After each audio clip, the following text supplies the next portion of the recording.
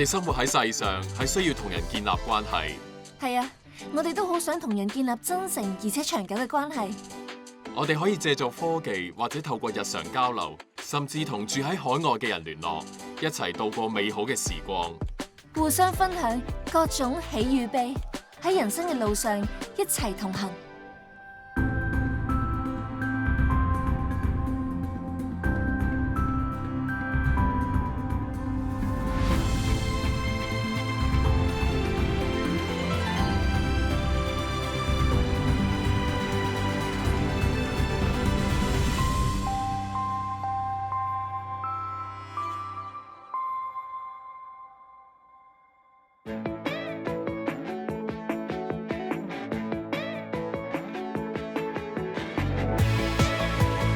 我好中意開小組，喺啟發課程裏面，我最中意嘅就係小組時間。透過小組，我哋可以認識好多新朋友，亦會有好多真誠同埋深入嘅分享。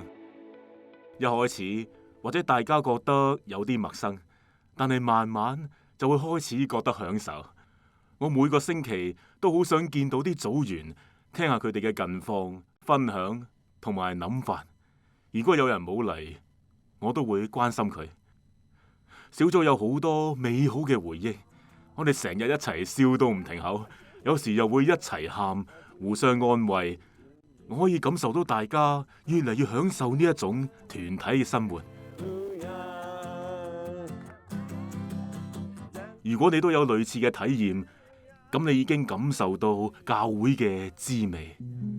你嘅啟發小組就係一個小型嘅教會，或者可以話係教會嘅縮影，但係教會比小組大好多。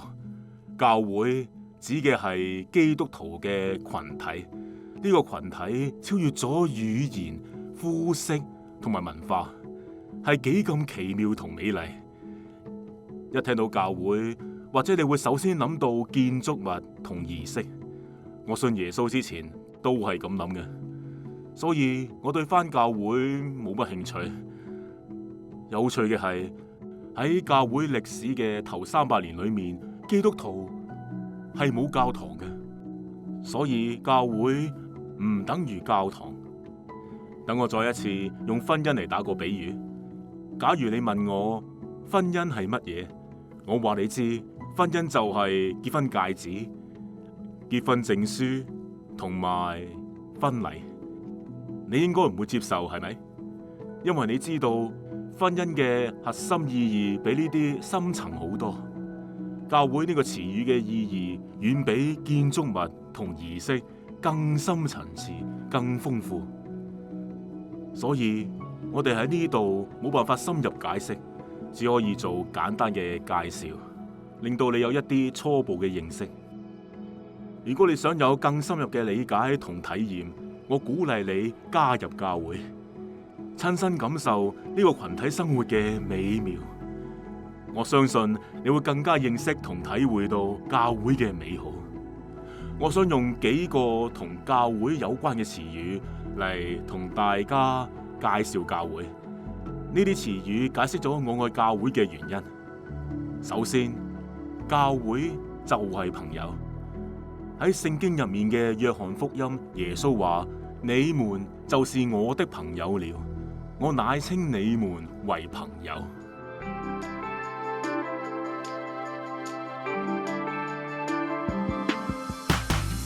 自由、坦誠、建立關係、識朋友，好仔細，而且每個主題都分得好清楚。中意佢嘅氣氛，同埋聽到好多人嘅見證分享，愛令我哋聚埋喺一齊。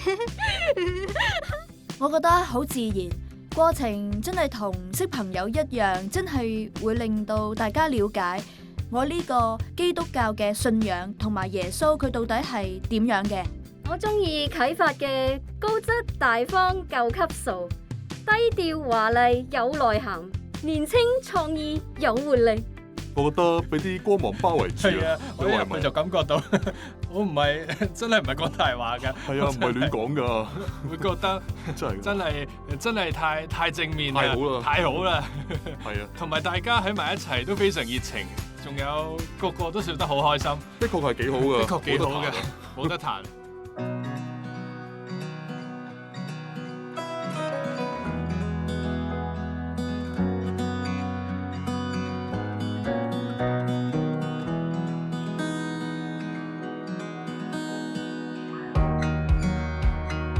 成為基督徒，成為耶穌嘅朋友，同佢傾偈，讀佢嘅故事，不斷認識佢，呢個係幾咁大嘅特權啊！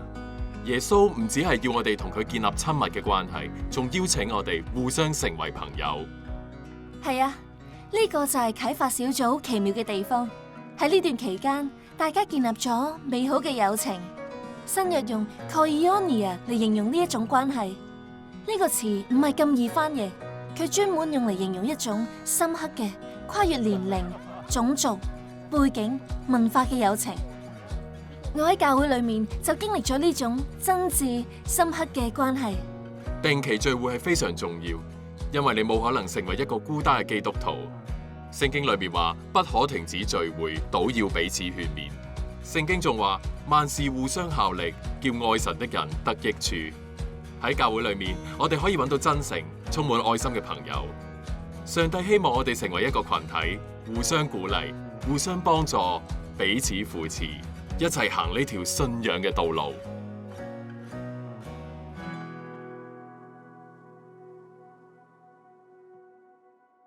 我愛教會嘅第二個原因係，教會係我嘅家庭，裏面有我嘅屋企人。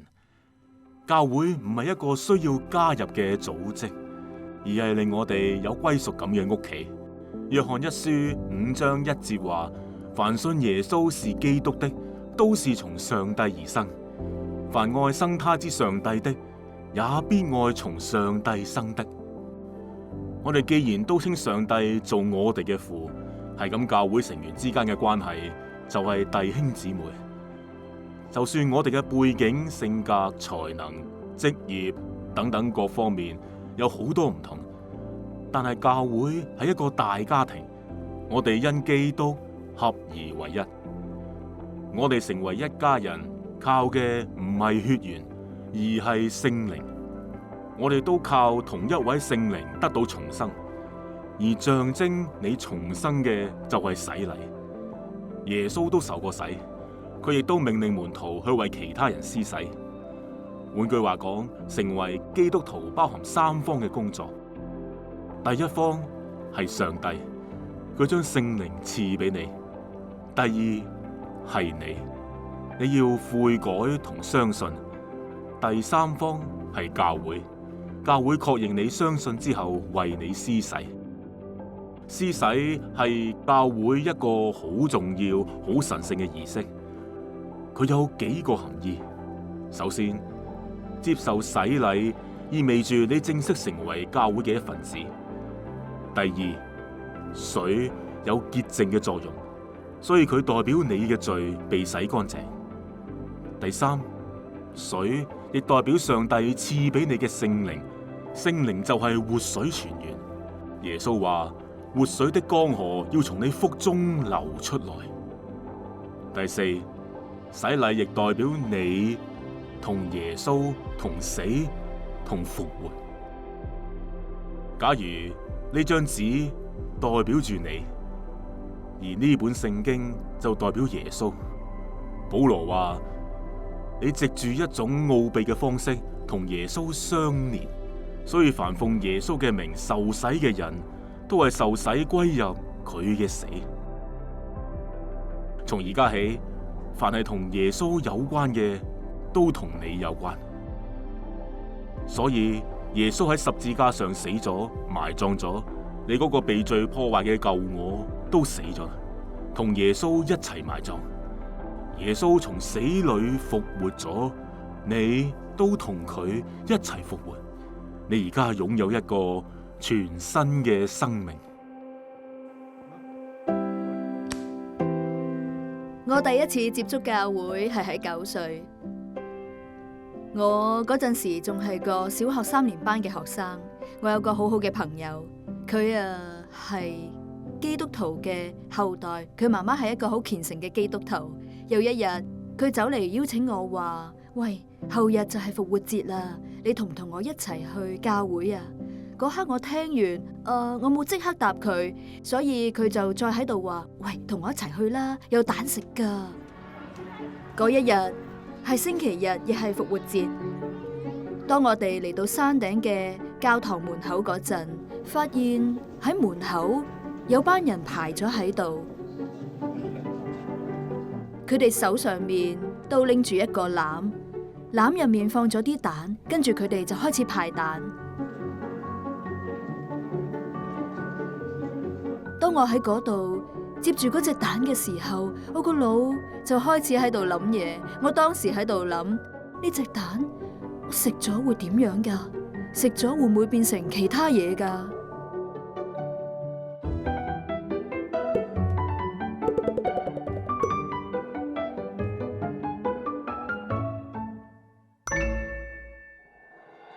我喺度諗嘢嗰陣，個腦入面都係呢啲問題。派蛋俾我嗰個人，佢睇到我喺度猶豫緊，佢就問我：你屋企仲有邊個啊？你想唔想拎多幾隻蛋翻去俾你屋企人啊？我話有，我屋企仲有3個人，所以佢就俾咗4隻紅色嘅雞蛋我。過咗一陣，佢又俾多4隻我，拎2份啦，所以我一共拎咗8隻蛋。當我手上面拎住8隻紅雞蛋嘅時候，我心入面感覺到嘅係好深厚嘅愛，因為雖然只有我一個人嚟，但係佢哋竟然關心埋我嘅屋企人。我就望住呢個將雞蛋派俾我嘅呢位叔叔，當佢踎低同我一樣高度嚟講嘢嗰陣時，對於9歲嘅細路仔嚟講，咁樣係被認可、被尊重。幾乎係我第一次，我心入面就諗，大個之後我就要成為咁樣一個喺門口度派雞蛋嘅人。派出去嘅唔單止係一隻紅色嘅雞蛋，派出去嘅唔單止係一份食物，派出去嘅係上帝無比嘅大愛。你哋好啊，你好。當我第一次接觸教會嘅時候，我感受到愛，仲有嗰種屋企人嘅親切感，同埋被尊重、被接納。多謝。估唔到今日嘅我成為上帝嘅僕人，真係成為一個傳遞上帝嘅愛、上帝話語、上帝喜樂生命嘅一個僕人。我愛教會嘅第3個原因係因為呢度就係我屋企。喺舊約入面，聖殿就係上帝屋企，係上帝臨在嘅地方，所以大家先至咁愛聖殿。喺新約入面，上帝屋企唔再係一座建築物，而係由人構成嘅社群。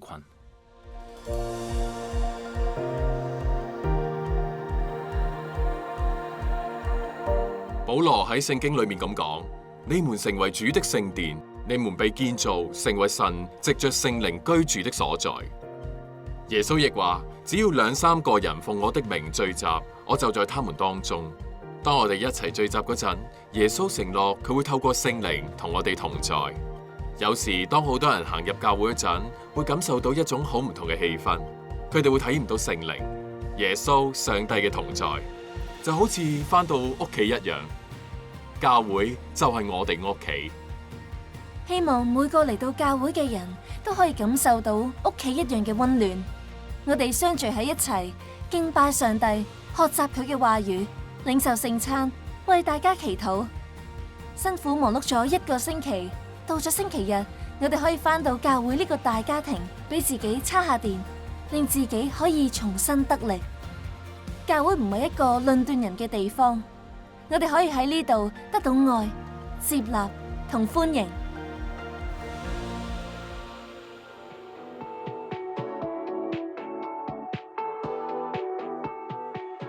我唯一中意教會嘅地方就係有好嘢食，因為我最中意嘅就係食。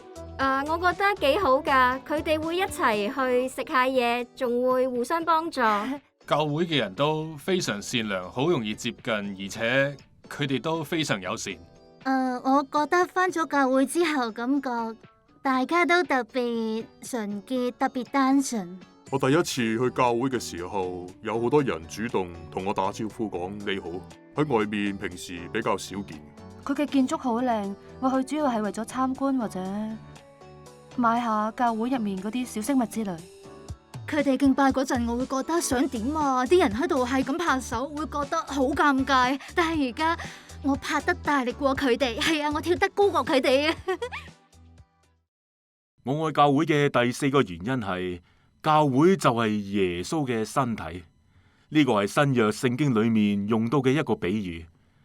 哥林多前書12章27節話：你們就是基督的身子，並且各自作肢體。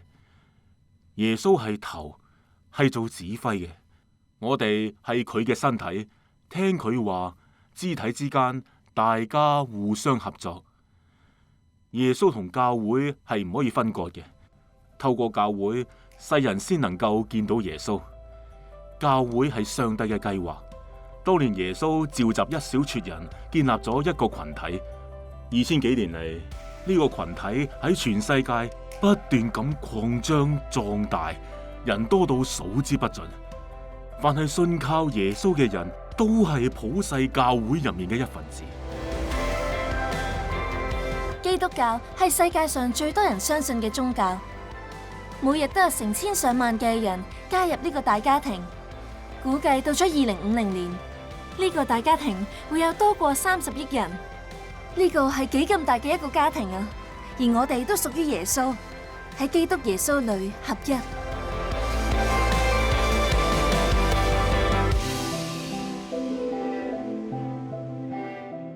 或者有好多因素會造成人與人之間嘅分裂，但係合一嘅力量更大。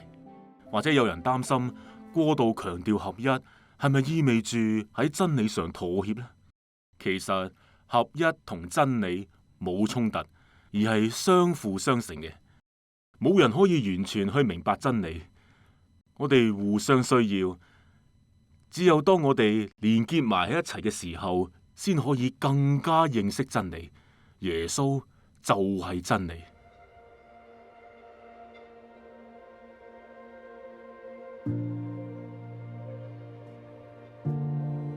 基督徒應該互相學習。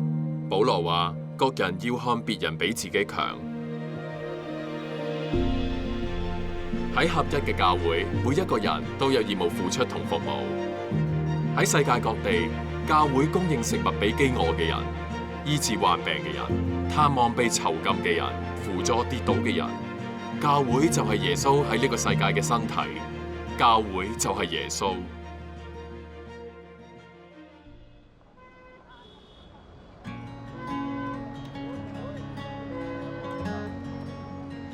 我叫朱新明，嚟自大西北甘肅下面一個小縣城平涼，老家都係喺農村。我個仔喺學行車將個熱水壺推跌咗，啲水喺台面倒瀉出嚟之後，就將個仔個頭、大髀、雙腳都嚴重燙傷咗。其實到而家，阿仔已經做咗21次手術，屋企入面可以借嘅、可以賣嘅都已經處理晒。喺呢個最艱難嘅時候，阿仔嘅媽媽離開咗我哋。到後來，我哋收到一個消息話，喺武漢呢度有間私人醫院對治療疤痕有啲效果。喺個仔2歲半嗰時，我就帶咗佢嚟到武漢。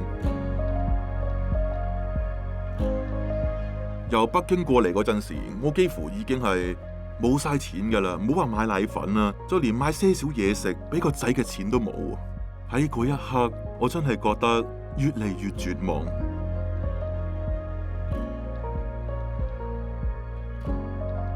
嗰陣時好奇妙，喺診所隔籬有一間教會，教會入面有個阿姨成日嚟探我同我個仔。嗰陣時佢見到我個仔，連佢都喊咗出嚟，因為佢都冇見過有細路會受咁多苦。臨走嗰陣時，個阿姨俾咗1000蚊我個仔，話俾佢買奶粉。當時我好感動，非親非故，但係佢竟然可以不遺餘力咁樣嚟幫我。我心裏面有個疑問，我想了解教會，教會到底係一個點樣嘅地方呢？當我啲疑問越嚟越多之後，我就自己主動嚟，想更深入了解教會。當時有50-60個弟兄姊妹，其實當時好多人我都唔識嘅，大家都圍住我個仔一齊跪喺度為佢祈禱，嗰一種感覺真係非常之感動。結果我哋組長就話，嗰啲費用你唔使擔心，教會有弟兄姊妹願意幫你個仔。如果冇教會嘅幫助，我同個仔都唔會有今日。我心入面希望自己可以為教會做啲嘢。我有時間都會幫教會嘅小朋友整一啲飯餸嘅。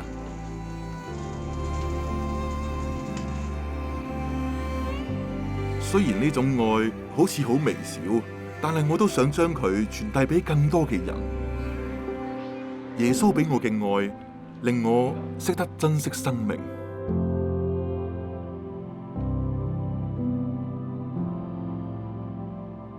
我愛教會嘅第5個原因係，教會就係愛，係包括教會同耶穌基督之間嘅愛，同埋教會成員之間嘅愛。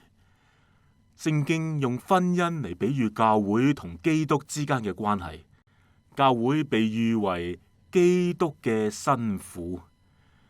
保羅喺教導夫妻生活嘅時候咁樣寫：你們作丈夫的，要愛你們的妻子，正如基督愛教會，為教會捨命。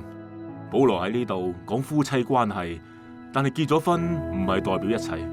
耶穌就從來冇結過婚。值得注意嘅係，保羅將婚姻引申到基督同教會嘅關係上。換句話講，保羅認為喺某一種程度上，婚姻反映咗耶穌同我哋之間嘅關係，一種親密嘅愛嘅關係。佢深愛住佢嘅教會，佢會細心咁照顧佢，保護佢。我哋同耶穌就係呢種關係。啟發課程只不過係一個開始，佢就好似一場婚禮。婚姻最重要嘅唔係呢個儀式，而係之後漫長嘅婚姻生活。啟發課程引導你認識咗耶穌，我希望你同耶穌之間嘅關係之後繼續發展，不斷咁更親近佢，認識佢，愛佢。上帝對你嘅愛係無條件嘅，係全心全意、永無止境嘅。作為教會，我哋都應該將咁樣嘅愛彰顯出嚟。喺教會度相處嘅時候，努力咁活出無條件嘅愛，大家包容接納。無論大家嘅背景、年紀、種族、生活方式同埋睇問題嘅角度有幾咁唔同，佢哋都應該喺教會揾到愛。教會唔係展示聖人嘅博物館，教會係一間醫院，專門醫治嗰啲心靈受傷嘅人。耶穌用愛嚟醫治我哋，呢種無條件嘅愛可以拆毀一切嘅圍牆，令我哋可以重新企返起身，得到修補同醫治，開始全新嘅生活。